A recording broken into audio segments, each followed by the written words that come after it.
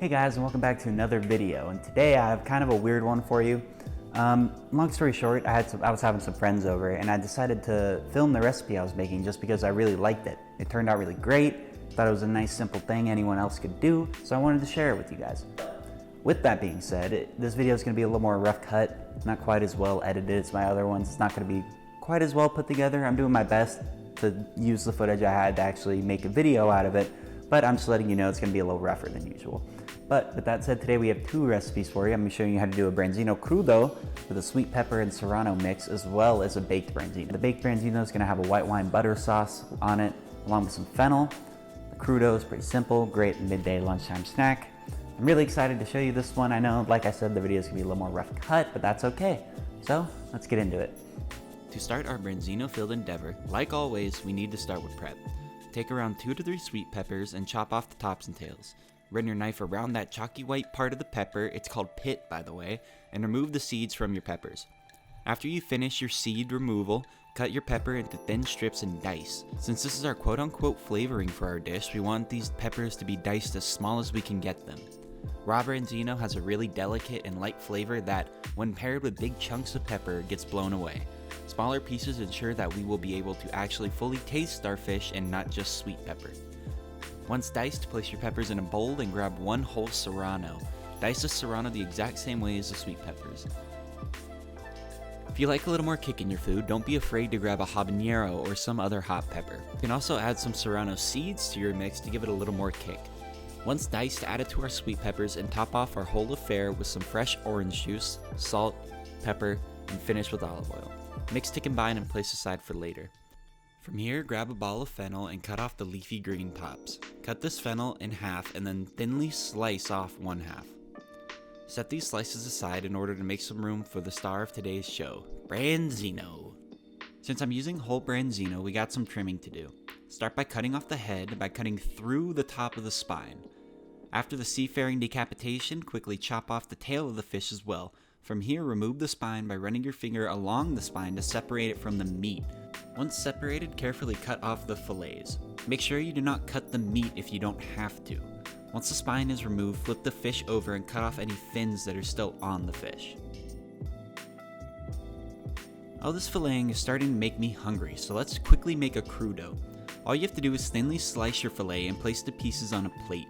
Try and get them as thin as you can. We do this to ensure we don't overpower anyone's taste buds with a big chunk of raw fish. While slicing, make sure to also watch out for any bones or skin that might end up on your fish.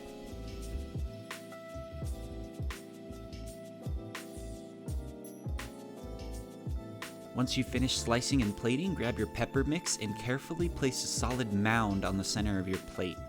Once your peppers are plated, season the fish with a little bit of salt and pepper and then top the whole affair with some olive oil and enjoy. After you've finished buying yourself some time by distracting your starving friends with the crudo, quickly finish filleting the rest of your fish. Once all your fish are filleted, line a baking sheet with wax paper and lay down all of your fillets on said baking sheet. Season your fish generously with salt, pepper, olive oil, and just like that one guy who always shows up, introduce some herb to the party, mainly sage and rosemary. Once seasoned, place those fish into a 350-degree oven for anywhere from 6 to 9 minutes. With our fillets in the oven, it's time to get started on our sauce. To start our sauce, place a saute pan over medium-high heat and melt 2 to 3 tablespoons of butter. Now I'm going to let you know now that I'm making a much bigger batch of sauce. I'm giving you the recipe for only 1 serving of the sauce, but you will see me adding way more than the actual recipe. Just wanted to let you know. While your butter is melting, add a couple pieces of sage. Be careful how much sage you add. We already have sage on the fish, and we just want to add a hint of sage in our sauce to ensure our sauce and Branzino complement each other, rather than having our sauce overpower our fish or vice versa. Once your butter is melted, add about half a cup of white wine, and if you're feeling sassy, toss in a sprig of rosemary from halfway across the kitchen. When the time comes where you can no longer get an alcohol smell from your sauce, go ahead and add in your fennel. And since we have a little extra time to talk right now, I wanted to quickly touch on why it's really important that you cut your fennel super thin. It doesn't have to be the thinnest in the world, but these thin slices give us way more control over the flavoring of our sauce. Thick slices will add a lot of fennel flavor to our sauce, whereas small sauces give us way more control over how much flavor of the fennel we're actually adding to our sauce.